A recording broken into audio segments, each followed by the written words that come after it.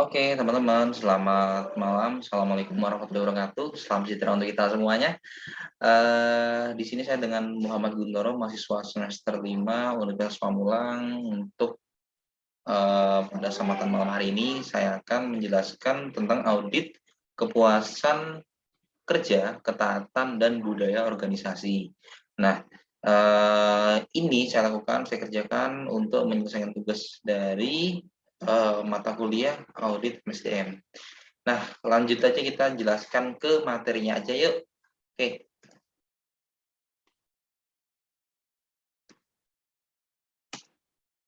Di sini ada beberapa faktor yang mempengaruhi kepuasan kerja. Yang pertama, gaji karyawan, kenaikan pangkat, keamanan dan keselamatan, pengawasan. Lanjut untuk faktor yang terkait dengan pekerjaannya itu kondisi kerja, lokasi berbeda, dan juga hubungan dengan rekan kerja. Ada juga dari pekerjaan itu sendiri. Jadi ini adalah beberapa faktor yang mempengaruhi kita dalam memenuhi atau mendapatkan kepuasan kerja. Oke ya. Lanjut pengertian kepuasan kerja. Ini jadi pengertiannya adalah kepuasan kerja merupakan suatu kondisi di mana yang dirasakan adalah kepercayaan, pemikiran individu terhadap pekerjaan di mana kondisi tersebut dapat memotivasi diri sendiri untuk bekerja sebaik-baiknya sehingga kinerjanya itu optimal dan dapat memenuhi apa yang ditarget atau bahkan melebihi yang ditargetkan oleh perusahaan kepada MSDM ataupun kepada karyawan tersebut. Nah, ini mengukur untuk kepuasan kerja.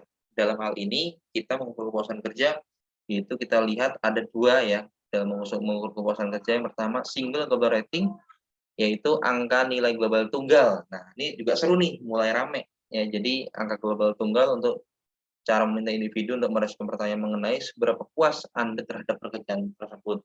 Jadi yang kedua, yang adalah summation score, yaitu skor penjumlahan. Dilakukan dengan cara menanyakan kepada pegawai bagaimana pendapat serta pandangan terhadap berbagai aspek seperti sifat pekerjaan, terus tingkat atau upah, ya kan, tunjangan, promosi jabatan, lanjut ada hubungan dengan rekan kerja, dan dengan lain-lainnya, bisa dengan bawahan atau dengan atasan.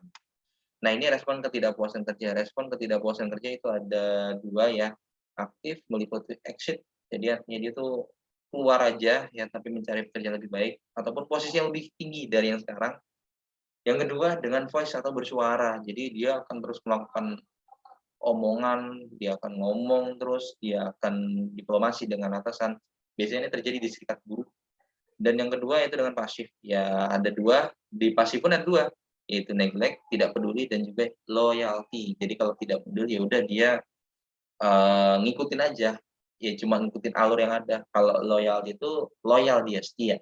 Artinya dengan kepasifan mereka, dia menunggu peningkatan kondisi yang ada tanpa berbuat apa-apa. Artinya ya dia ikhlas gitu ya, kayak orangnya ya gitu aja. Tapi dia tidak bekerja tidak optimal, tapi tetap maksimal gitu.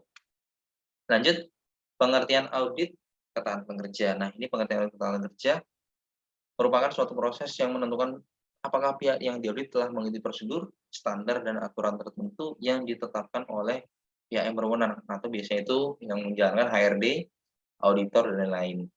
Ya, yang menjalankan untuk ke bawah gitu. Nah, ini selanjutnya audit ketaatan dibagi menjadi dua, ada audit ketaatan internal dan juga audit ketaatan eksternal. Kita coba kupas satu persatu. Ini audit ketaatan eksternal, lumayan banyak juga ya. Ada rencana sukses pegawai, ya kebijakan sistem dan prosedur SDM, kontrak kerja pegawainya sendiri, pengunduran diri dan pemberhentian, proses induksi, uraian persyaratan jabatan, dan penempatan pegawai. Ini adalah sebagian dari audit ketaatan internal. Yang kedua yaitu audit ketaatan eksternal.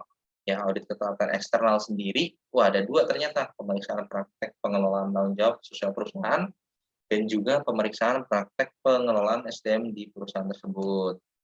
Mengapa perusahaan perlu melakukan audit?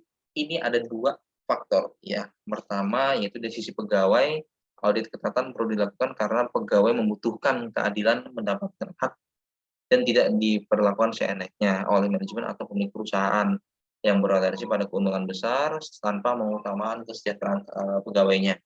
Dan dari sisi perusahaan, audit ketaatan wajib dilakukan karena bila tidak dilakukan, biaya yang dikeluarkan justru akan lebih besar, bahkan membengkak.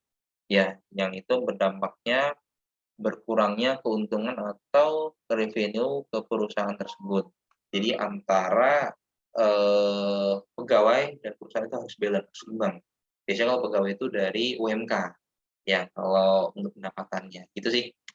Lanjut, terdapat beberapa bentuk disiplin tercapainya tujuan itu sebagai berikut. Ya, preventif disiplin yaitu suatu usaha membuat pegawai agar mematuhi aturan sehingga dapat mencegah kesalahan. Tujuan utamanya adalah membutuhkan rasa disiplin ya pada diri karyawan tersebut. Dan kedua, korektif disiplin yaitu suatu usaha yang dilakukan manajemen setelah kesalahan atau penyimpangan terjadi. Tujuan utamanya adalah memperbaiki kesalahan serta menjaga konsistensi dari aturan yang berlaku.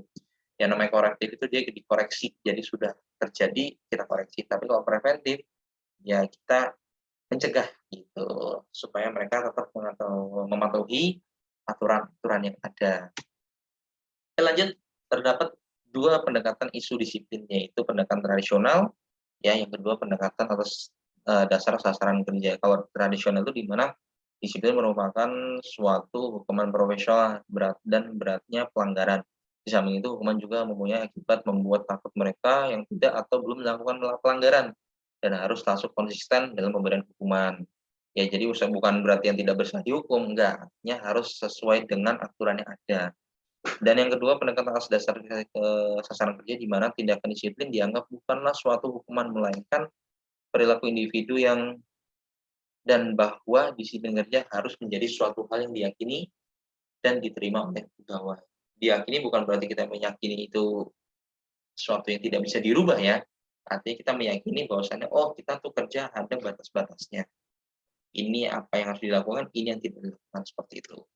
Oke, lanjut, pengertian budaya organisasi. Budaya organisasi merupakan sebuah sistem yang dianut oleh para anggota, membedakan suatu organisasi dengan organisasi lainnya.